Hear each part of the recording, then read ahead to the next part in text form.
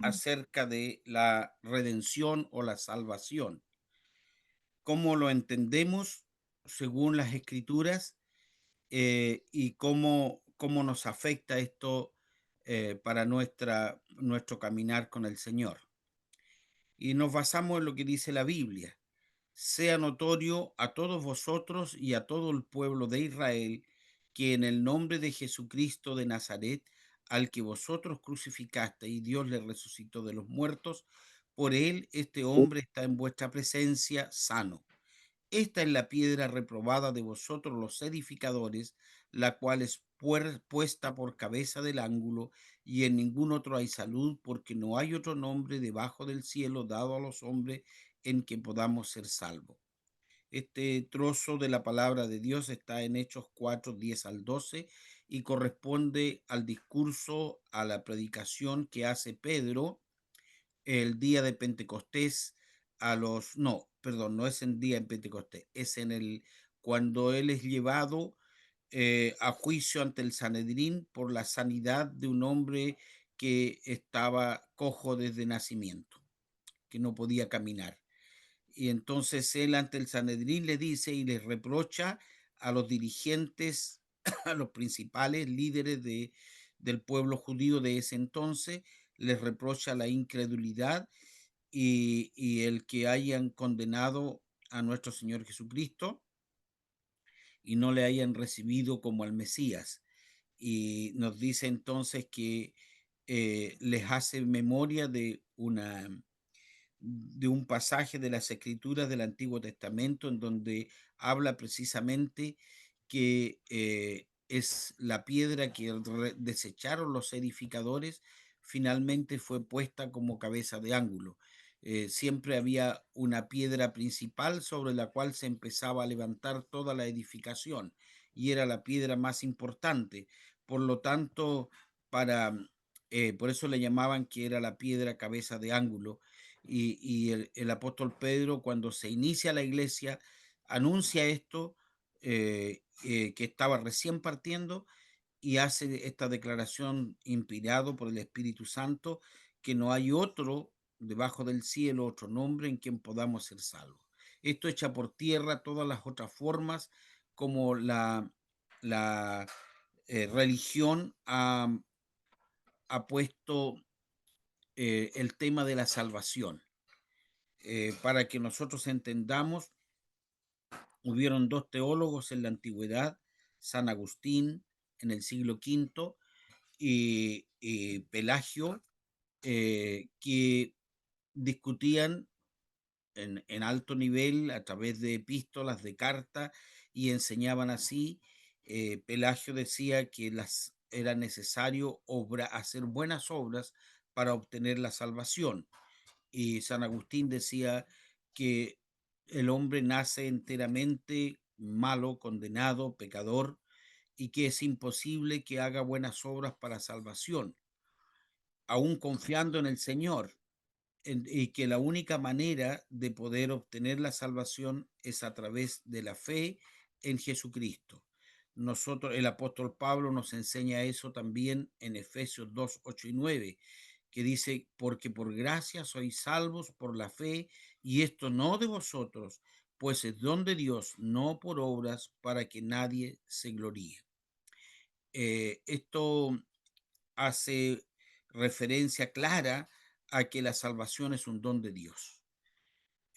La salvación, el tener vida eterna, es un regalo de Dios que se produce, como vamos a ir viendo, por un efecto. Primero hay un llamamiento eficaz, ese llamamiento eficaz es personal, individual, y Dios usa de muchas maneras.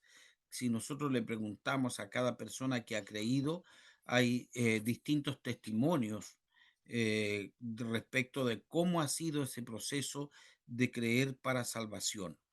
Lo importante en esto es que tengamos claro que no son nuestras obras las que nos van a dar entrada al cielo, sino es el sacrificio vicario, el sacrificio sustitutivo de nuestro Señor Jesucristo, que paga nuestra entrada al reino celestial.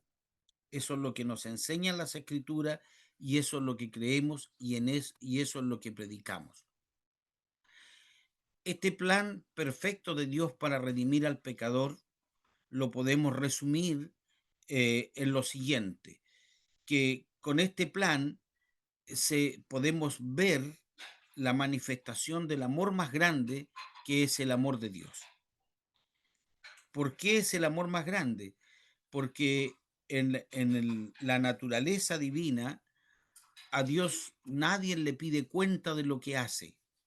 Él podría perfectamente haber destruido a Satanás, haber destruido al hombre cuando pecan y haber hecho nueva creación, pero pone lo de su carácter, que es el amor, y antes que el hombre existiera, antes que nada existiera, la Biblia nos declara que hubo un pacto entre el Padre, el Hijo y el Espíritu Santo. El Hijo vendría, cumpliría la ley de Dios, el Padre perdonaría al pecador y el Espíritu Santo nos guiaría a toda verdad. Y en eso entonces los ángeles y los hombres redimidos ven el amor de Dios. El regalo más grande es Jesucristo, el Hijo de Dios. Nosotros en el primer punto quiero hacer énfasis en lo siguiente. Si nosotros al ser redimidos por Dios y ser parte, hechos hijos de Dios, de inmediato nosotros empezáramos a vivir una vida eh, angelical, por decirlo de alguna manera, y que el mal no nos tocara y que todo nos fuera bien, entonces ya no habría fe, porque toda la gente querría seguir a Dios y lo querría seguir por los beneficios que hay.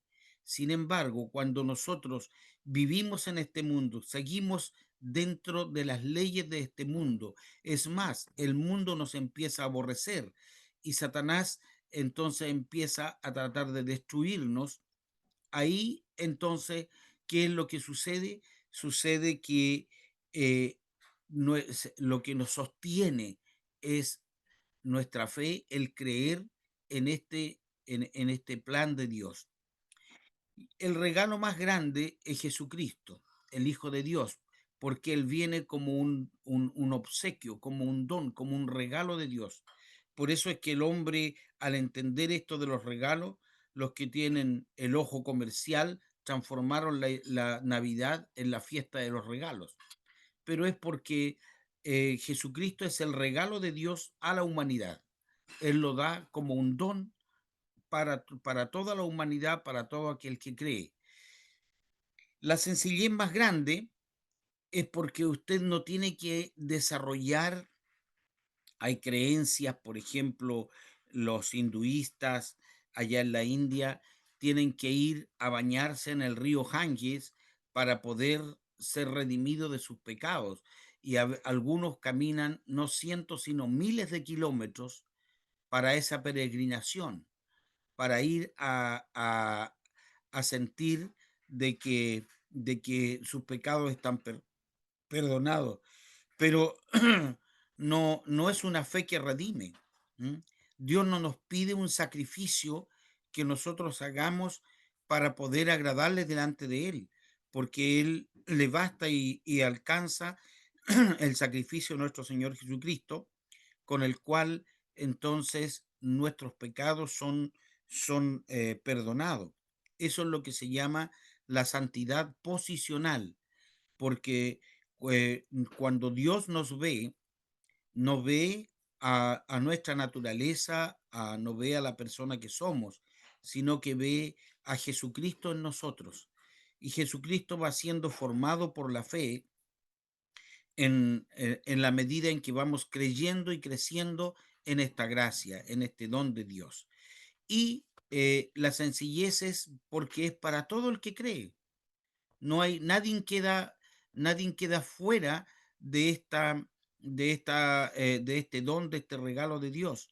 No quedan afuera los criminales, ni quedan afuera los mentirosos, ni los ladrones, ni el que quiere vivir recta y piamente. Todos pueden entrar, solo tienen que creer y por supuesto en esta creencia hay una transformación de vida. el poder de Dios va haciendo la obra y va transformando nuestras vidas. Y el resultado más grande es porque ninguno se pierda, para que nadie se pierda y tengan vida eterna. ¿Mm? Ese es el resultado más grande. Entonces, ese es el plan de Dios que se forja en la eternidad antes que el mundo fuese, como encontramos en varias partes, principalmente en las cartas paulinas, que el hecho de que seamos redimidos estaba planificado desde antes de la fundación del mundo. Luego leemos en las Escrituras, porque de tal manera amó Dios al mundo que ha dado a su Hijo unigénito, para que todo aquel que en él cree no se pierda, mas tenga vida eterna. Porque no envió Dios a su Hijo al mundo para que condene al mundo, mas para que el mundo sea salvo por él. El que en él cree no es condenado, mas el que no cree ya es condenado porque no creyó en el nombre del unigénito Hijo de Dios. Estos son los pasajes que nos dan luz, que nos permiten entender la forma en cómo Dios nos lleva hacia la vida eterna, hacia el perdón de nuestros pecados. Todo este plan es para completar lo que se perdió en la primera, en el género humano, en la creación del hombre, en el jardín del Edén. El primer Adán, eh, cuando Dios le dijo, ¿qué has hecho? Él dijo, no me culpes a mí, culpa a mi esposa. Fue la Eva la que me engañó. Y el segundo Adán es nuestro Señor Jesucristo y él dice, no culpes a mi esposa, cúlpame a mí. La iglesia es tipificada como la esposa de Cristo. Y en eso no hay nadie que dignifique y ponga al matrimonio, a la familia, en tan alto lugar de privilegio como el cristianismo, porque nos coloca al como comparativo al matrimonio, la esposa y el esposo en la unión perfecta que tiene Cristo con su iglesia. Por lo tanto, el Señor Jesús se sacrificó por los suyos y Adán culpó a quien le había dado a comer el fruto prohibido. Con, esa, con esta situación, nosotros podemos darnos cuenta que en nuestro Señor Jesucristo está el Adán perfecto. La Biblia lo menciona así, en la nueva creación, la primera creación de Dios respecto al género humano es hecho de la tierra, es tomado de la tierra. La segunda creación de Dios es tomada de los cielos. No hay en él una naturaleza pecaminosa. ¿Cómo llegamos ante Dios para obtener el perdón de nuestros pecados? Eso es importante notarlo. A veces hay personas que su conciencia o el estar aliviados del peso del pecado confiesan a Cristo, pero su arrepentimiento no es de corazón. Le puede empezar la carga que significa o los resultados de sus acciones, pero no, no se han arrepentido de verdad delante de Dios para el perdón de sus pecados. El arrepentimiento involucra un cambio de mente y de corazón, y lo cual nos va a llevar a un cambio de vida y de propósitos. Eso es la obra perfecta de Dios respecto al pecador, porque nosotros, eh, habiendo recibido a Cristo Jesús, habiendo confesado que creemos en Él delante de los hombres y no avergonzándonos de lo que creemos, de la fe en Cristo, entonces nosotros nos hacemos partícipe del pueblo de Dios, pero no solo de boca, sino también nuestros actos, nuestra forma de pensar, nuestra mente, nuestro corazón van adquiriendo un nuevo conocimiento a través de la luz de las escrituras y nuestras acciones van siendo distintas a lo que antes pensábamos, creíamos y hacíamos. Entonces, eso nos da testimonio de que Dios ha obrado en nuestra vida para cambio. Quiere decir eso que nunca nos vamos a equivocar, que nunca vamos a meter la pata y que el día que metimos la pata y pecamos, ya sea de palabras o de hecho, perdemos la salvación. No, somos hijos de Dios. El Espíritu Santo nos impele a que confesemos nuestros pecados y a que pidamos perdón con corazón sincero y cambiemos de actitud y aprendamos las lecciones por las cuales hemos caído. El pecador que está arrepentido es justificado por Cristo ante el Padre Celestial. Esto nos dice Romanos 5, 1 al 6. Justificados pues por la fe, tenemos paz para con Dios por medio de nuestro Señor Jesucristo, por el cual también tenemos entrada por la fe a esta gracia, en la cual estamos firmes y nos gloriamos en la esperanza de la gloria de Dios. Y no solo esto, más aún nos gloriamos en las tribulaciones, sabiendo que la tribulación produce paciencia, y la paciencia prueba, y la prueba esperanza, y la esperanza no avergüenza, porque el amor de Dios está derramado en nuestros corazones por el Espíritu Santo que nos es dado, porque Cristo, cuando aún éramos flacos, a su tiempo murió por los impíos.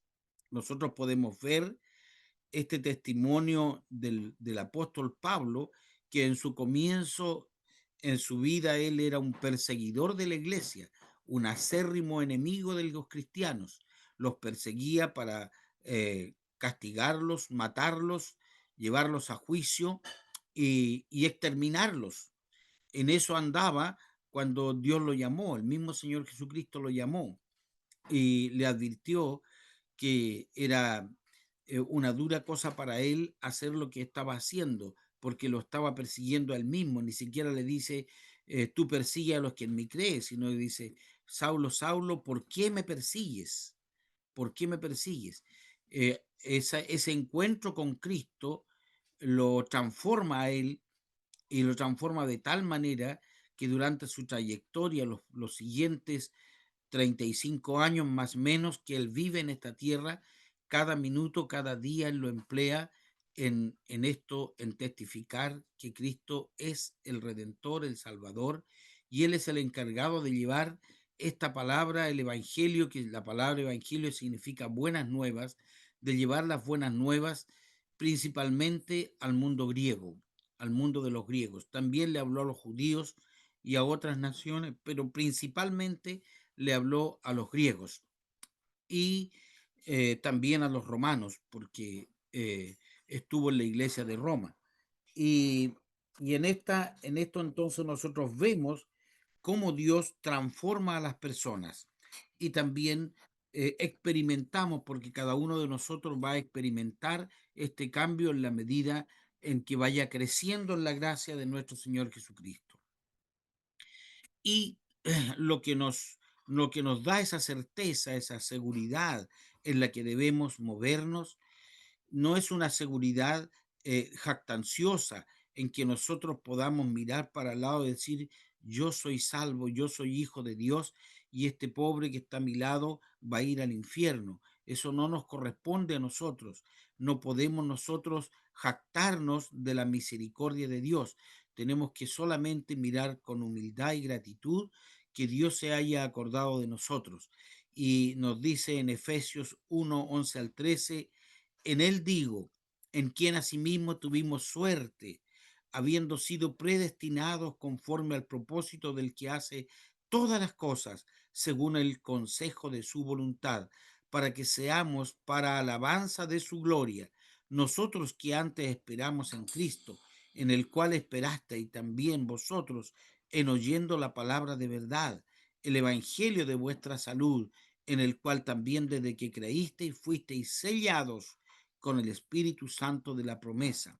Hoy día nosotros no tenemos ese concepto, pero hasta cuando yo era chico, eh, uno era necesario cuando se mandaba una encomienda, por ejemplo, de un lado a otro y la llevaba el correo, que era el único medio que llevaba, que había que lacrarla y colocarle un sello.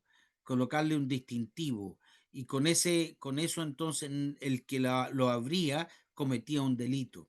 Antiguamente el sello estaba dado también por algo similar y llevaba generalmente los nobles se hacían un anillo con el cual colocaban su distintivo y eso entonces era más que suficiente para entender que lo que iba en ese pergamino, en ese rollo, lo que estaba escrito, lo que ahí se decía, expresaba la voluntad del, del que había sellado.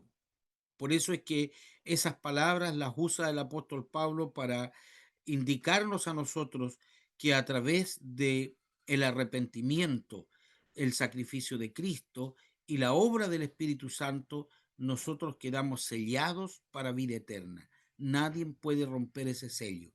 Eso es lo que es grandioso en el Evangelio, que nosotros no confiamos en nuestras obras para nuestra salvación, sino en la gracia bendita de Jesucristo. Es necesario que demos buenos frutos y los frutos de la fe son las buenas obras.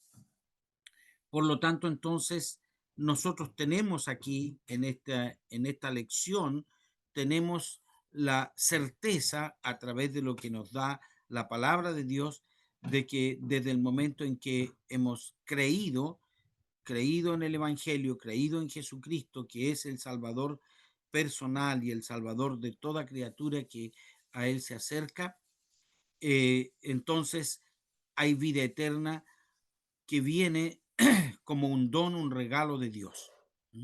Eso es, en síntesis, la salvación. Eso es lo que la palabra de Dios nos enseña. Ahora, eh, ¿qué es lo que hace la diferencia eh, con las otras formas? Nosotros, todas las demás religiones falsas le van a indicar y le van a decir que usted tiene que hacer esto o aquello para obtener paz con Dios. La Iglesia Católica dice que hay que hacer buenas obras, que hay que creer y hacer buenas obras, pero primero van las obras, después va la fe. Eh, la, los, los adventistas con todo dicen que hay que guardar la ley, los testigos de Jehová, que hay que ser testigo de Jehová, porque si no se es testigo de Jehová, no se es salvo.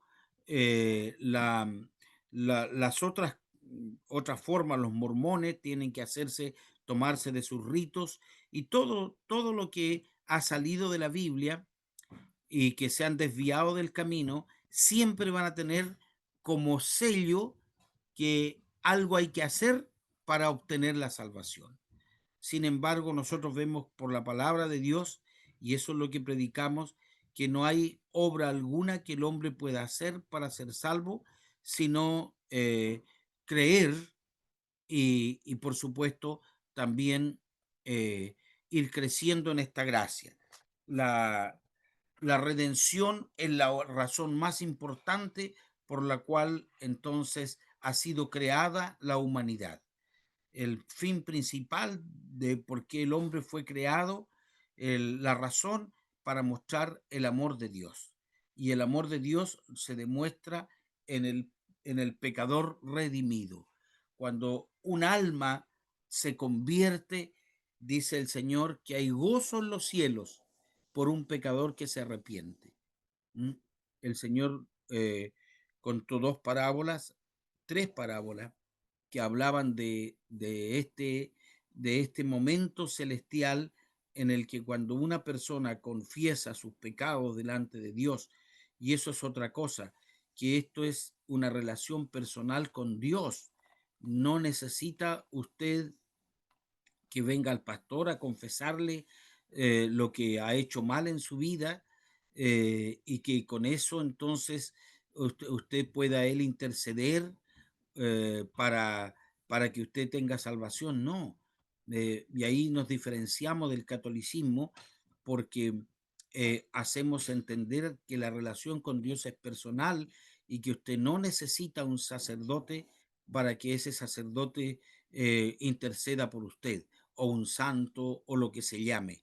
En el Evangelio, Las personas tienen relación personal con Dios por medio de la oración, por medio de esta gracia que Dios nos ha dado para, para la certidumbre de la vida eterna.